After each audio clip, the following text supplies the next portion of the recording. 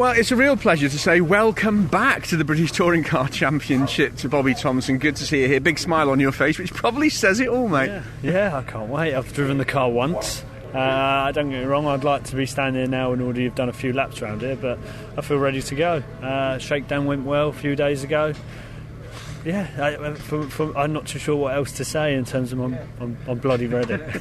We bumped into each other at Autosport up in January, and it was still very much in the air, wasn't it? And you were looking for a drive. It's taken a while to put the deal together. Yeah, do you know what? Even 2 weeks ago, I was still working. Well, the whole team were working massively behind the scenes, doing crazy hours to get this over the line.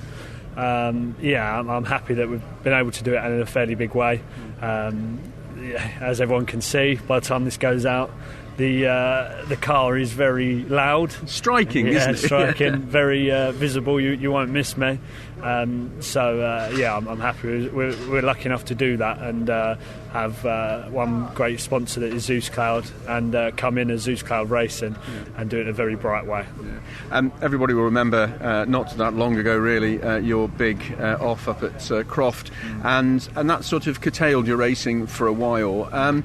You've come back in, best way to say it is with a bang, with a really top team, and that's no detriment to teams you've driven with before. Yeah. This has been a dream of mine to drive the WSR. I remember doing go-karting at 8, 10, 13 years old. Everyone wanted to race for Ferrari. I wanted to race for WSR. And I think that's because from early set I knew, we've all said this story plenty of times. I didn't have the money to go F1 or go single seat route like a lot of the guys up and down this pit lane. So touring cars it was for me, and this is where I wanted to be. The team I've been with previous have looked after me, we worked so well together for the last few years, and I've tried to make that as best as I could with what we had around us, and I think we've done just that with the budget we had. I have nothing but love for Tony Gilliam, Team Hard, and everything that I wouldn't be here without them. So it's just a journey you've got to take, isn't it? So you're jumping back in, Bobby, with new hybrid deployment, different tyre strategies, and different way of qualifying into a really technical and challenging circuit at Snetterton. That's out of the frying pan into the fire, isn't it? Oh, I'd love to give you a great technical answer, but in my eyes it's a button that makes me go quicker. I'm being told when to press it. In terms of tyres, I look at the sky and we'll go from there. Let's get through Saturday. Let's get through FP1.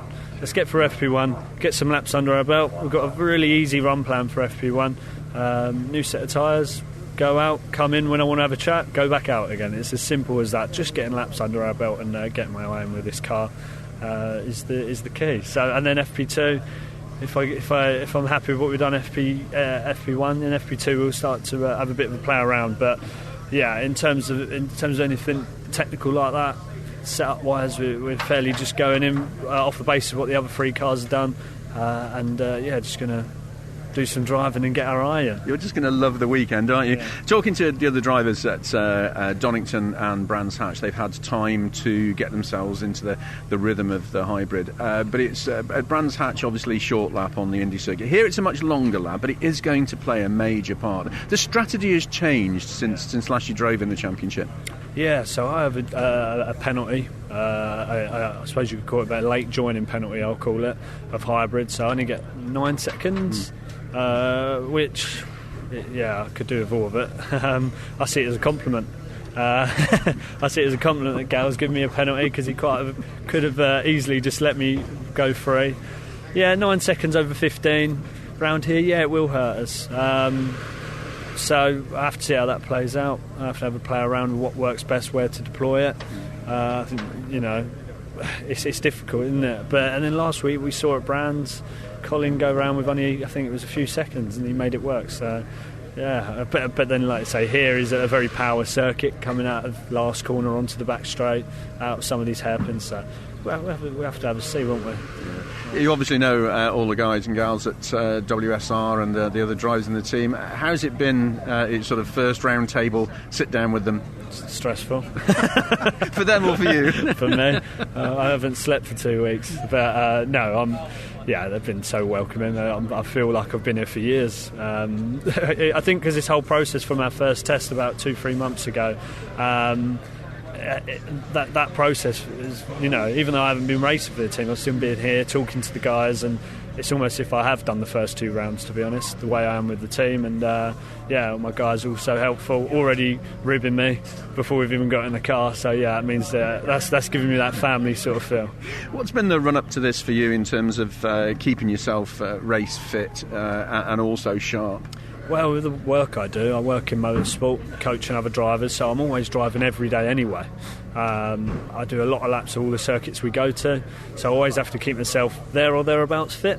And to be honest, it was fairly... the weight I had to lose to get down to for what we wanted was okay. Don't get me wrong, I hated doing it at the time, but it was okay to do. And I'm fairly happy where I'm at now. I think that there's something to be said about if you're doing this thing every single day, you're keeping yourself race fit, and it seems to help. I'm sure I'll be saying something else after race 3 and one in my bed, and just a good night's sleep. But I feel ready to go. You know the circuit here really well. Finally, what are the challenges here at the big challenges at Snetterton? Racing. I think the Saturdays are quite nice. I always think the Saturdays are really nice here. A lot of space on track, especially now with 20 odd cars. A lot of room on track. It's not like Brands where you're getting held up as much when you're on fast laps. But racing here, I just find that infield section is just a dogfight. You're on the outside or someone next to you on the inside, and it's just a constant. It doesn't hardly get into single fire until about lap 2 here. It's really difficult. So difficult race round here. I'd be interested to see what it's like racing with real drive. I've driven real drive every single day, so understanding how to put a lap in's okay, but racing real drive is a different dynamic in itself. There's a lot more risk involved. You don't have that luxury of planting the throttle if you take a tag from the rear. That seems to happen a lot in the touring car at the moment. It'd be interesting. I think it's a completely different dynamic of how aggressive you can be, you don't have that luxury. So, but then you have positives in other areas. So we'll see. It's a great circuit to race at. I've done plenty of laps here.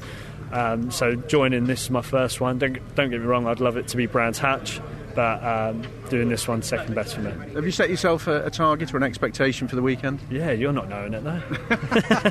In case it doesn't happen. It must be points, I guess. Oh, points definitely. I think the way the dynamic again with the check there feels like a complete new series. Less drivers, now points. It's not as big an achievement as it used to be. I think is the best way to put it. I think now it's top 10s, isn't it? The top 10 is what points used to be. Getting points was very, very, very hard. Where now I think top 10 is that, just with the less drivers naturally. I'd love to get into Q3. That's my goal today. Get into Q3, but we'll see. I haven't driven the car yet. Really good to see you back, Bobby. Have a great weekend. Thank you very much. Super.